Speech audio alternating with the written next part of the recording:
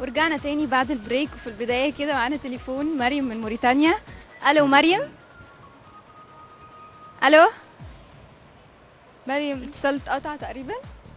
طيب. خطأ قطع. طيب اسلام، انا كنت عايزه اسالك انه في المجله هي كلها مكتوبه باللغه العاميه، وفي ناس كتير قوي يعني مع اللغه العاميه وضدها. يعني ليه بقى انتوا مختارينها باللغه العاميه؟ يعني انتوا كده بتخسروا جزء من الناس، عشان في ناس بيقولوا ان اللغه العاميه بتقلل من قدر اللغه العربيه بتاعتنا. طيب هو مبدئيا كده هي مش كلها باللغه العاميه بصراحه يعني. هي جزء، دي اول هي إجابة. بس معظمها صح. هي معظمها باللغه العاميه. اول حاجه انت بتخاطبي شباب، فلو هنكتب فصحى صريحه هتبقى تقيله قوي عليهم. صح. ففي مواضيع بتبقى فصحى بس فصحى مبسطه شويه، وفي نفس الوقت معظم مواضيع عاميه فعلا، انا معاكي في كده، بس ما بننزلش قوي بالمستوى.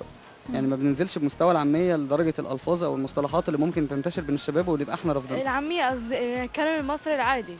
بالظبط، الكلام المصري العادي، بس بنحاول ما ننزلش قوي بالمستوى، عشان احنا برضو ما دام بنخاطب شباب يبقى لازم نحافظ على مستواهم الثقافي ومستواهم في الاخلاق وفي طريقه التعامل، لان لو شاف الكلمه دي خلاص انتشرت جوه مقالاتك خلاص بقى عادي بالنسبه له، ما هو بيشوفها هنا وبيشوفها هنا. طب على ايه الموضوعات اللي انتوا تناولتوها الفترة اللي فاتت او كانت مهمة بالنسبة لكم؟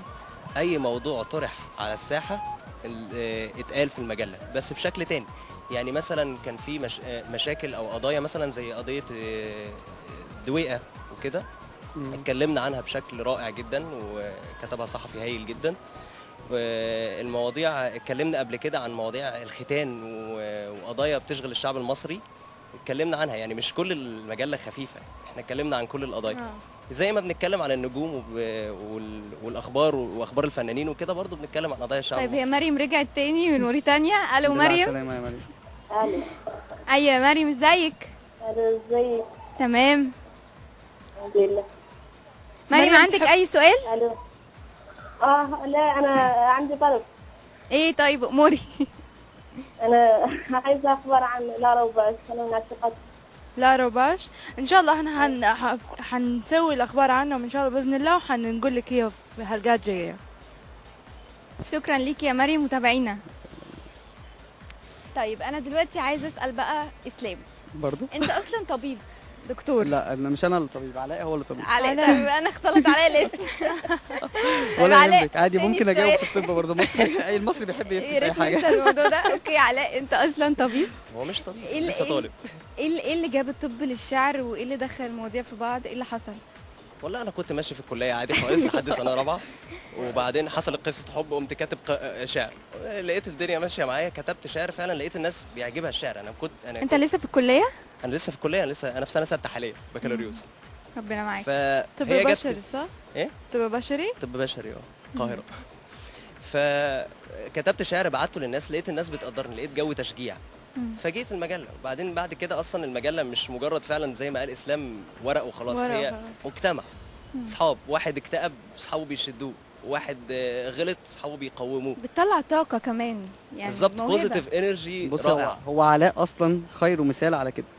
يعني هو علاء ده المثال اللي تقدروا تقولوا عليه كده. يعني اكتئاب تلاقيه، الضحك ده ممكن تلاقيه بعد كده بيعيط عادي، كلنا جنبه، المهم نقف جنبه خلاص. مش هي مشكلتنا في المجله نقف جنب علاء. طب احكي لنا عن مجله، يعني المجله بتاعتكم زي اي مجله رئيس تحرير واجتماعات وكده، ولا نظامكم ايه بالظبط؟ هي اي مجله في الدنيا فيها رئيس تحرير واجتماعات. لا يعني اجتماعات جديه ومش عارفه ايه، ولا النظام بتاعكم ازاي؟ انت تعالي حضري معانا اجتماع بجد والله هتشوفي فعلا الجو ازاي. اصلا انا شفت في التقرير عجبني الروح بتاعتكم يعني. بصي الاجتماع بقى وترابيزه اجتماعات ولا يا جماعه وجدول اعمال والحركات دي، لا هو الحاجات دي لازم تبقى موجوده، بس ازاي تعمليها للشباب هي دي الفكره.